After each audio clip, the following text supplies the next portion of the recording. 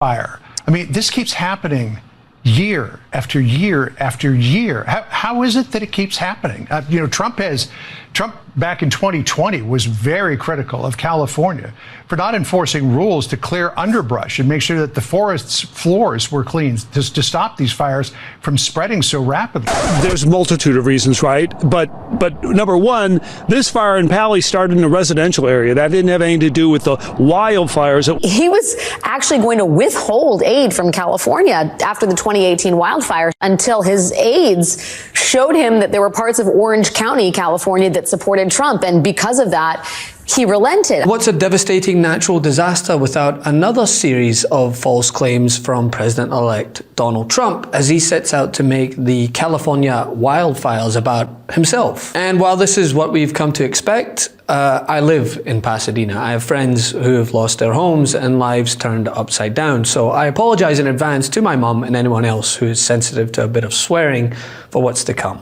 Well, it's very sad because I've been trying to get Gavin Newsom to allow water to come. You'd have tremendous water up there. They send it out to the Pacific because they're trying to protect a tiny little fish, which is in other areas, by the way, called a smelt.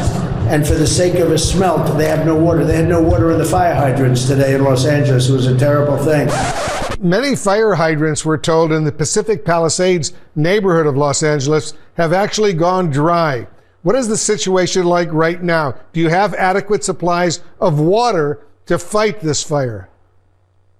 Yeah, I've been up in that area since about 3 this morning. I've seen no sign of water deficit up there. There's been water coming out of all the hoses that I've seen just by driving through. Again, I haven't heard any news of that myself. Do you have any idea, Brent, how long your current water supply in the area will last? I'm sorry, Wolf. I just don't know where the source is coming from, so I don't. In the Palisades, the water issue is according to authorities, is a gravity issue. In order to get the water through the hydrants up in the hills and the mountains, they have these giant water tanks that use gravity, and those water tanks ran dry. Part of the problem is a lot of people are using hoses, trying to understandably hose down their lawns, hoping that will stop the fire. A lot of firefighters will say that's not going to stop a fire like this from burning down your house. The fires broke out in the Palisades and Altadena, as well as other areas in LA, ripping through over 2,000 structures combined at the moment. Trump decided that in response he'd add to the already endless vitriol he's spewed for years on California wildfires and other disasters with inaccurate assertions. It wasn't long before the soon-to-be president added to the confusion and chaos, first claiming, as he did with the disasters on the East Coast last year, that FEMA funding was non-existent, saying on social media Wednesday that, quote, President Biden is leaving him no money in FEMA. This, of course, is false. While FEMA's disaster relief fund was depleted last year by a series of major disasters, Biden signed a bill in December that replenished the fund. FEMA officials said, quote, the current balance of the disaster relief fund is approximately $27 billion. The December bill approved $29 billion in money for the disaster relief fund, and Biden had, of course, asked Congress for $40 billion, plus billions more for other new disaster-related funding. But facts, as we know, matter not to the former and soon-to-be president. Again, he followed up these falsities with attacks on Gavin Newsom, blaming the Democratic governor of California for the wildfire crisis as a whole, claiming in a social media post that Newsom, quote, refused to sign the Water Restoration Declaration. As we know, facts first, right? This is inherently false. Newsom never refused to sign a, quote, Water Restoration Declaration. In fact, there is no such document. People are literally fleeing. People have lost their lives. Kids lost their schools. Families completely torn asunder. Churches burned down. This guy wanted to politicize it. I have a lot of thoughts, and I know what I want to say. I won't.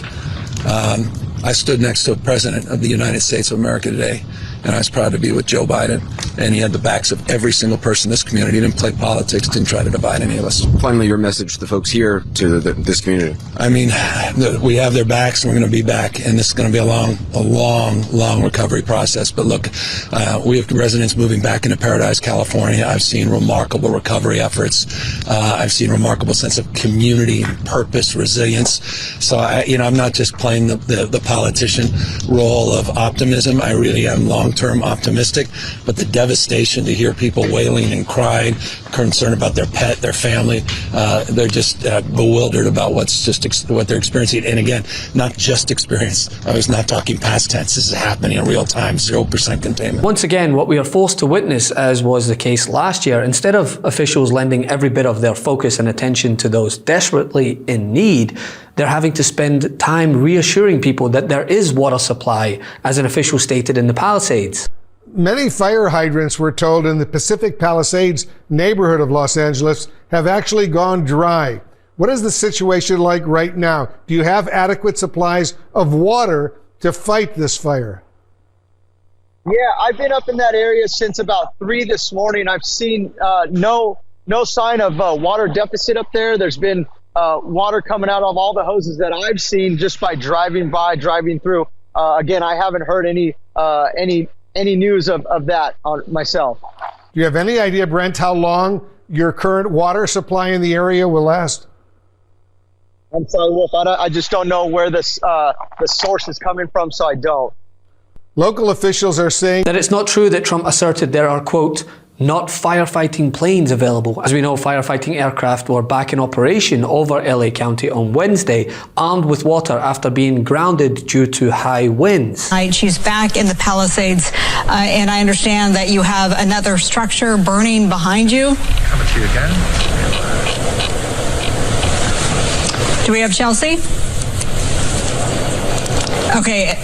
In the meantime, that was a nice water drop that we just witnessed. Yeah, I mean, it's... Now, let me reflect a moment personally, right? I spent yesterday at the Pasadena Convention Center and the All Saints Church here in Pasadena that offered emergency sheltering. When I tell you the last thing that anyone needed as they await news of their homes and well-being of loved ones is more fucking confusion. It's quite literally adding fuel to an already raging fire, and the fact that the soon-to-be leader of this country, who in the past has himself withheld funding out of spite, is commenting on anyone else's negligence is so wildly ironic and infuriating. He was actually going to withhold aid from California after the 2018 wildfire until his aides showed him that there were parts of Orange County, California, that supported Trump. And because of that, he relented. I mean, and that happened in Puerto Rico after Hurricane Maria. He delayed aid to Washington State, which was run by a Democrat, for 4 months. He told the governors of Connecticut and Maryland that they should ask nicely for their disaster aid. They were not Trump acolytes. He delayed disaster aid to the state of Georgia by 55 days because he was mad at Governor Kemp for certifying the election in favor of Joe Biden. He delayed aid to Utah after the Republican governor certified Biden's electoral victory. This is what he did in the first term. Then what happened, right, on the hillside known as X, that once upon a time was actually used to help provide real-time information on vital updates. Now you have to sift through an absolute crapshoot of right-wing propaganda just to see anything within the last hour remotely relating to the fire. And the thing is, Facebook are right behind them, following suit, vowing to get rid of fact-checkers. One of the things that might have gone unnoticed recently was when Pulitzer Prize-winning political cartoonist Ann Telnez resigned from the Washington Post after her editor decided not to print her cartoon. Ann's cartoon was a drawing of a group that included Mark Zuckerberg, Sam Altman, Patrick Soon-Song, the owner of the LA Times, the Walt Disney Company, and Jeff Bezos, holding up bags of money or prostrating themselves at the base of a statue, which, though you could only see from the tummy down, is clearly Donald Trump. The cartoon is clearly a criticism of the billionaire tech and media executives who have been doing their very best to curry favor with the incoming president, doing everything from giving millions of dollars to his inauguration fund, which is nothing more than a bribe, to traveling down to Mar-a-Lago to kiss the ring. Anne herself said it's not uncommon for editorial page editors to object to visual metaphors, and she's had sketches rejected before because the point of view wasn't clear or the message wasn't conveyed correctly. But she has never had a cartoon killed because of who or what she chose to do the cartoon about. Until now. Anne writes in her own Substack that for years, she has watched her colleagues overseas risking their livelihoods and sometimes their lives to expose injustices and hold their country leaders accountable. And she firmly believes that editorial cartoonists are essential for civic debate because although they're easily dismissed because they're cartoonists, they play an important role in journalism by holding powerful people and institutions accountable because they are easily accessible ways to hold truth to power. Anne decided to leave the Washington Post because her editor had prevented her from doing her job. She said she understands that most people won't notice that she's gone simply because she's a cartoonist, but she believes that news organizations have a public obligation in a democracy to nurture the free press, and that the owners of the press are responsible for safeguarding the freedom of speech. But if those same owners are compromised, trying to get into the good graces of an autocrat in waiting, it undermines the free press and democracy itself. Anne wanted people to know that having an organization like the Washington Post refuse to publish her cartoon because of who it depicted is a game changer. And people should really be aware of how very dangerous this game has become. Don't even get me started on the ghouls who are politicizing this tragedy because of some out-of-touch idea they have of a place that they've likely never set foot in. Come here on the ground, right, and ask the seniors, many of them on end-of-life care who were rushed to a shelter, whether they care about your fucking political agenda. Go ask the firefighters trying to reassure people that yes, they're doing everything necessary, whether it helps them hearing stories about whether they're white enough for the job. Was that there were too many white men who were firefighters, and we need to have a program in California to make sure we don't have enough white men as firefighters. So we have DEI, we have budget cuts, and yet I'm wondering now, if your house is burning down, how much do you care what color the firefighters you are? can respond and then Listen, I am so tired. You know what? There was an article that just came out that said that actually the most educated demographic in this country right now is black women. So let me be clear. Because you are a woman, or because I know that some of the right has been sharing these photos of the fact that I believe that the fire chief may be a woman or something, that has nothing to do with it. We are looking at qualifications. What diversity, equity, and inclusion has always been about is saying, you know what?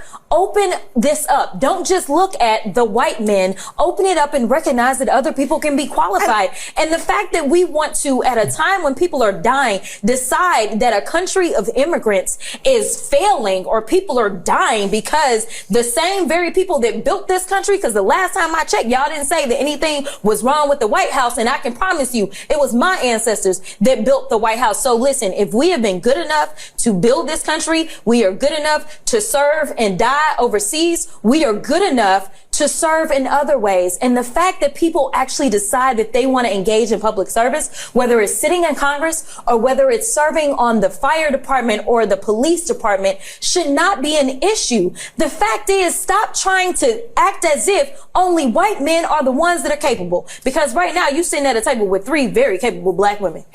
I mean, speak to anyone on the ground, whether it's here in Altadena, and I'm sure it's the same in Palisades, whether Trump's misinformation is actually helping the issue, or in fact, as it is the case, their overwhelming focus is on how incredible of a job the firefighters are doing and how to help each other. But of course, that's too much to ask of the soon-to-be president. He sees a fire and just has to add gasoline. Love this video? Make sure you stay up to date on the latest breaking news and all things Midas by signing up to the MeidasTouch newsletter at MeidasTouch.com/newsletter.